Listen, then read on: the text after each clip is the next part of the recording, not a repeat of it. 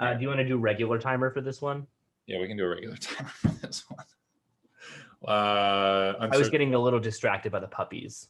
Dude, as soon as I stopped talking and you started talking, the most adorable one just showed up and literally you said something that like looked at you. I was like, I want it.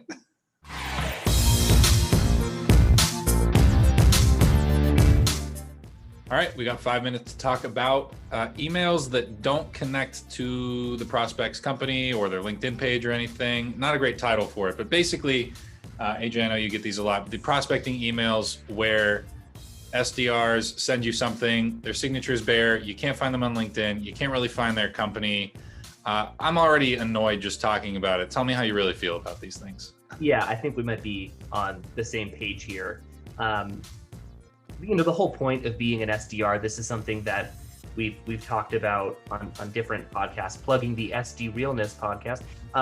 But we've talked about the idea of like paving the market with trust. Like your job as an SDR realistically is to get in front of as many people as you can with compelling messaging to the point where they are interested in learning more about your product. You're putting yourself out there and drawing people in, lead generation, generating leads.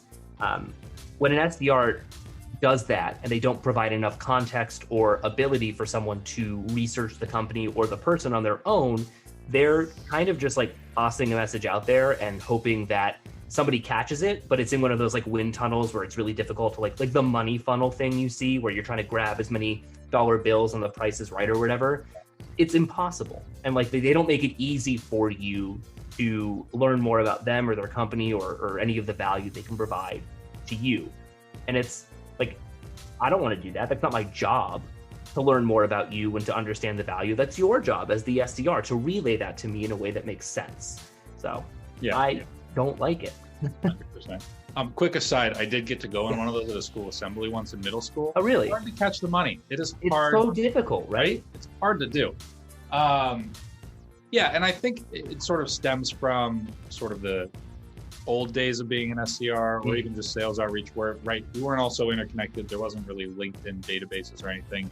And you'd reach out and the person would reach back out and that's when you'd start to get to know them. But the buyer's journey has changed so much that doesn't happen anymore. Now the buyer needs to know already about your company. They prefer to know who you are after you reach out before actually talking to you. Mm-hmm. So in order to sort of accommodate that and facilitate that so that the buyer is comfortable, you really have to make those adjustments and put, the right links in the email, have a LinkedIn presence. You don't have to post a lot on LinkedIn. Some SDRs really don't like to do that. Some really do. But having like an up-to-date profile, a professional photo, things like that really go a long way in getting those emails to come through. And then on top of that, if it doesn't look like there's a real person behind the email, I'll just assume it's not a real person behind the email. Yeah. It's just a random name they chose, put it on a mail merge and send it out. And that's obviously never going to have as good a results as a real outreach.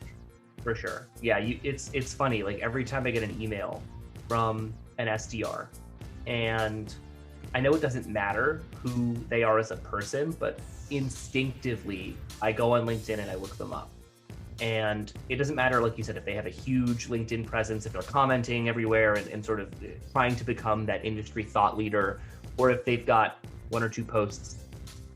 It really doesn't matter. I just want to know they exist, right? Like I just want to know that that's a real person on the other end of this email who's talking to me, a real person who has challenges and pains and goals, and they're trying to solve it. There's like a lack of humanization when it comes to what we had talked about earlier, the being unsearchable or just not connecting the dots for me.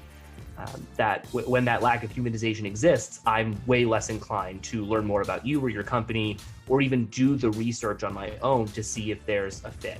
Like if you can dangle something in front of me, like a bit of the cookie, and the message is compelling enough where I want to take the whole bite, good for you, because then I'm doing the right research on my end. I'm going to your website, I'm downloading ebooks and stuff.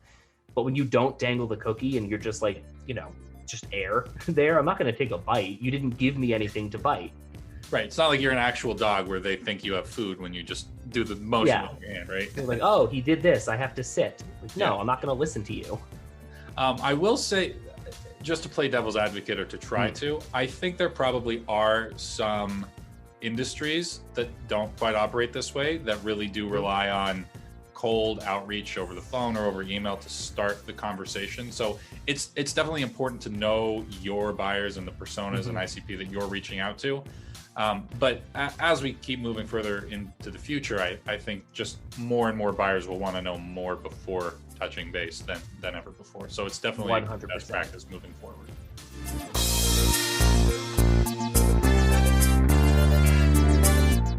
All right, AJ, 15 seconds. Tell everyone about opt-in. Opt-in, quick, 5-minute videos, no fluff, actionable tips. You can find us on our YouTube, on our LinkedIn, on our Instagram, and on the website, demanddrive.com. You look more like one of those like a cartoon beach goer of some kind. Like you're ready to hit the beach. From like the 20s. Come on, kids. Like this is my mob hat. This is my summer mob hat. The black one's back in the city, but this one's for the beach. Going to Coney Island today, boys. Okay.